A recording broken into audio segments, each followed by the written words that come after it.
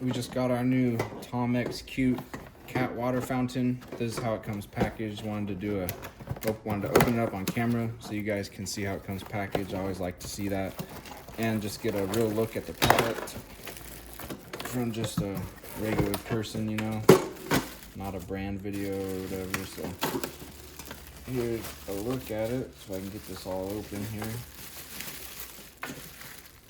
There we go. Nice looking stainless steel. Get this plastic all the way off. There we go. So this plugs in USB right there. This is gonna go, got some filters right here. Whoops. And a little cleaning brush. Spare filters and cleaning brush. Instruction manual right here.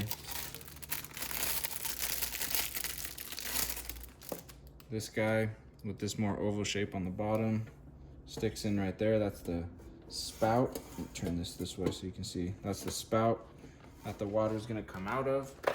And then it also comes with this charging block right here. So you can go into an outlet with your USB if you need to. And then here's a look at it with the lid off.